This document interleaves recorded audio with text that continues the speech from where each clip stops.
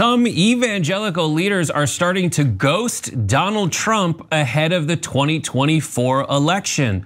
One of those is Franklin Graham, the son of a notorious evangelical leader, Billy Graham. We'll talk about him more in a bit. But when asked if he'd be endorsing Trump in the Republican primary, Graham told CBS this week, quote, "I'm gonna stay out of it until after the primaries have finished. I'm just not gonna get involved in supporting this one over that one. Let's just let the people decide. And when the dust is settled, I'll make a decision on that point." That's not how it works at all, but that's his move. Graham's decision not to endorse during the primary isn't a quote big decision.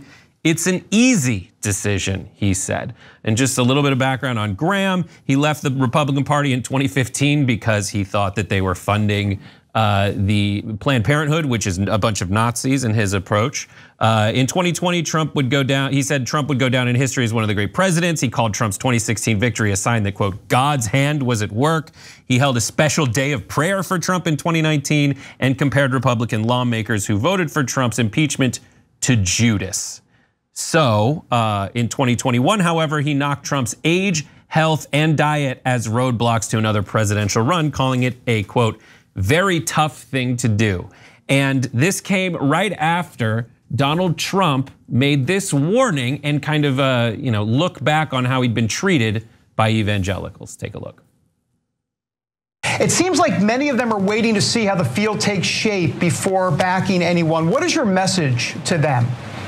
Well, I don't really care. Look, that's a sign of disloyalty. There's great disloyalty in the world of politics, and that's a sign of disloyalty because nobody, as you know, and you would know better than anybody because you do such a great job, nobody has ever done more for right to life than Donald Trump. I put 3 Supreme Court justices who all voted, and they got something that they've been fighting for 64 years or many, many years. Right. And nobody thought they could win it. You know, they won. Roe v. Wade, they won. They finally won. And I was a little disappointed because I thought they could have fought much harder during the election, during the 22 election. I love that graphic and the fact that the beginning of that interview was at this portion of the massage. Anyway, so Cenk, Graham Jr. not gonna pick a horse this early. Trump knows that other people are holding out. What's your take? Yeah, okay, believe it or not, I'm a little bit on Trump's side on this one. Yeah. Okay, so a couple of reasons why. Let me explain what I mean by that. Number one, when Franklin Graham says, well, I'm concerned about his health and his diet and so, no, you're not. You were concerned about his health and diet before. Now all of a sudden you're concerned about his health. And besides which, unfortunately, that guy's as healthy as a horse. Okay, he isn't going anywhere. I think that guy's gonna live to 200 years old. Okay, so I mean, like he eats the worst food, never exercises. He's got this giant gut like I do. Don't get me wrong, right? But he looks totally healthy, right? I'm being honest, unlike Franklin Graham. By the way, on the Supreme Court justice, he's also right. So Mitch McConnell made a giant difference there too. So remember, we don't want those Supreme Court justices, so I hate him for it. But they did get him on there, and credit where credit is due. And so what was Trump's role? Not well, first of all, he was president, and the fact that he beat Hillary Clinton, which he wasn't supposed to be able to do, made an enormous difference for the Supreme Court. But secondly, his idea was, look, let's pick the most extreme people we can pick. And I bet you the Democrats are the softest people on earth. We'll just steamroll them. It'll be super easy. And he was right. Democrats are super soft. They couldn't do anything, and they steamrolled them, okay? So you might say, wait a minute now, the Democrats did fight back on Kavanaugh. Actually, that's not true. If you know the story, Dianne Feinstein got the letter saying that Kavanaugh sexually assaulted this Dr. Christine Blasey Ford, and she sat on it. She was never going to put it out publicly because she wanted to protect Kavanaugh, because Dianne Feinstein is basically a Republican.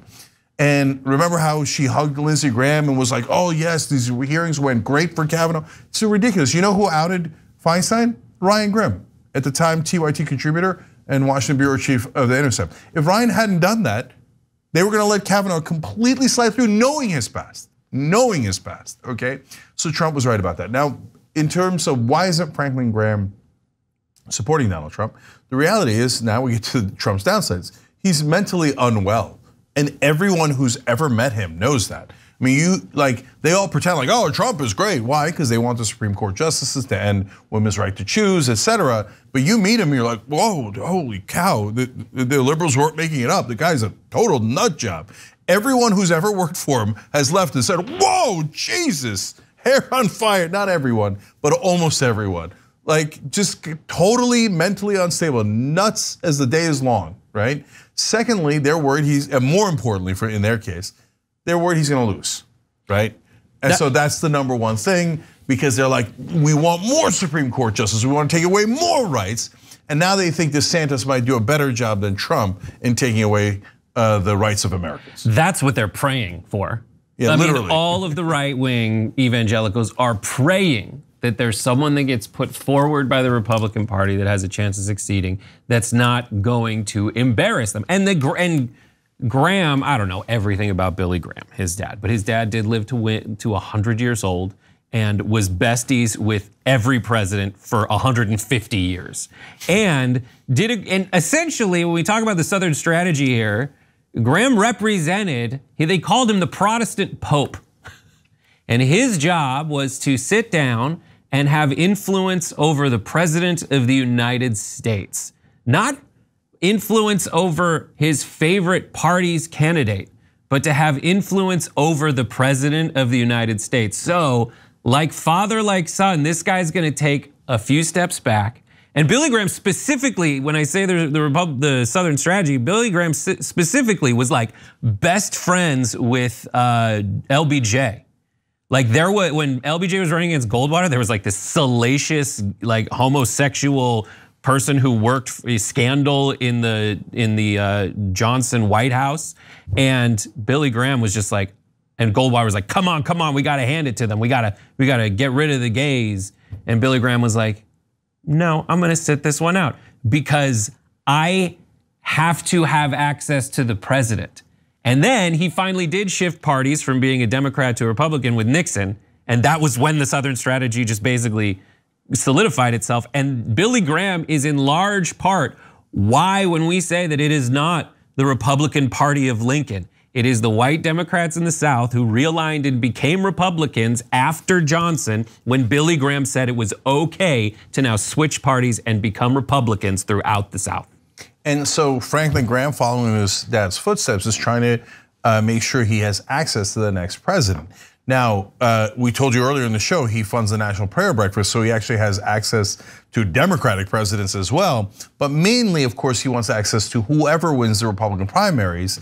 And now he's not sure that it's going to be Donald Trump, so he's sitting it out. Now, is he really not sure who he prefers in policy? No, of course not, he's lying. For example, in the Democratic primaries, is it true that, oh, it doesn't matter whoever wins, right? No, there's a whole giant corporate wing and they're gonna do corporate stuff. They're never gonna help you at all. And then there's Bernie Sanders and Elizabeth Warren a little bit, et cetera, that are in the progressive wing. There's a giant policy difference. If I told you guys, oh, I can't tell the difference between Bernie and Klobuchar or Buttigieg, you'd be like, what? What do you mean you can't? Of course you can tell the difference, right? And that's what Franklin Graham is doing here. He's pretending, oh golly gee, I can't tell the difference at all. It's so crazy. I hate the hypocrisy. I hate it so much. Like Donald Trump, when he was president of the United States, had Billy Graham or had Franklin Graham show up and be like, this is my guy.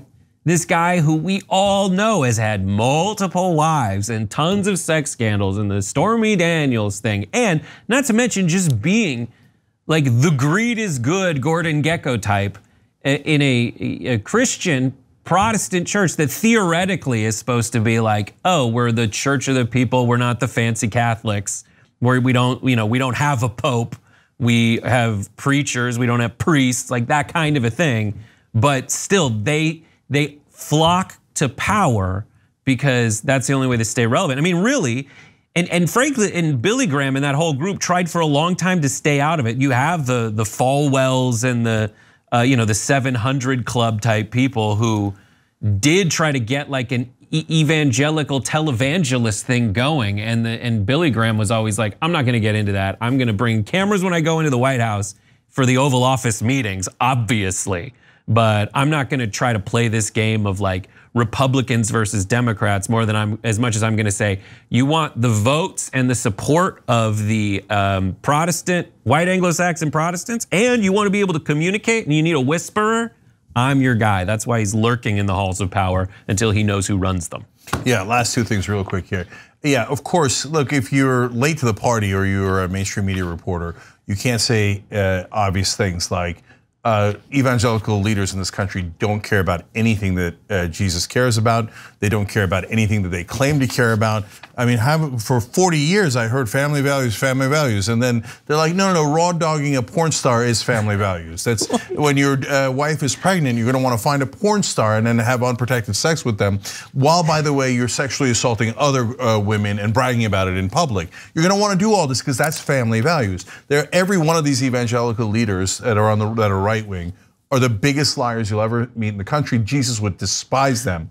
He would throw them out of the temple first. They're all like, oh, you gotta get rich, it's a prosperity gospel. Jesus wanted you to get rich. Literal quote from the Bible, give away all of your worldly possessions and join me, said Jesus. These guys go, oh, no, you're supposed to have more worldly possessions. They're so, but oh my God, religion, I can't criticize. I'm a mainstream media reporter. Okay. There's like a part of the Bible called the Tower of Babel. I went to Catholic school, and it's like presumption. They tried to build a tower as tall as the heavens, and that was like a big lesson to be like, don't do that. Don't make a giant tower and put your name on it saying you're God. And that's what Donald Trump did.